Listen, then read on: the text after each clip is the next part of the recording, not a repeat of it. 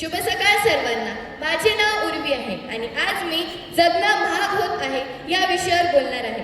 आज आम्ही खूप क्रांती केली. हातामध्ये मोबाईल फोन आला पण आमचे बोलणे काही सुधारले नाही. रस्ते सिमेंटचे झाले पण आमचं चालणं काही सुधारलं नाही. अहो, लाखो हजारो दूर असलेल्या सूर्य चंद्र ताऱ्यांना आम्ही दुर्बिणीच्या साहाय्याने जवळ करून पाहिले, परंतु शेजारी राहणाऱ्या शेजाऱ्यांशी मात्र आमचं नातं काही जुळलं नाही. आज आम्हाला मराठीतील व्याकरण सुद्धा कळाले, परंतु एखाद्याचा अंतकरण मात्र कळेनासा झाला.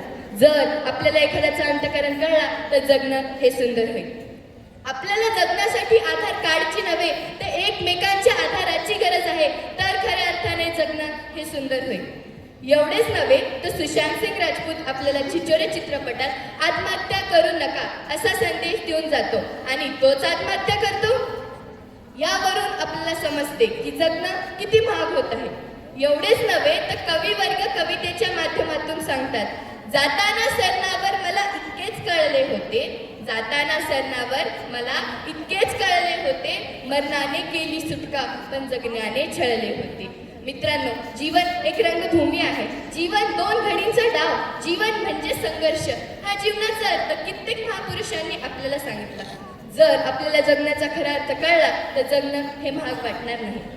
अनाथांची माय होताना आपण बघतो ते खऱ्या अर्थाने सिंधुताई सपकाळ यांनाच जगण्याचा अर्थ कळला होता.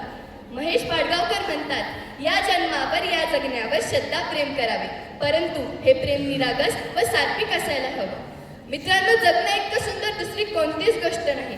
आपल्याला स्वतःच्या जगण्यापुरतं वर्तुळाखून न घेता परीख होण्याचा प्रयत्न करायला हवा, समाजासाठी जगण्याचा प्रयत्न करायला हवा, तर खऱ्या अर्थाने सत्यम शिवम सुंदरम हे जीवनाचे रूप कळेल.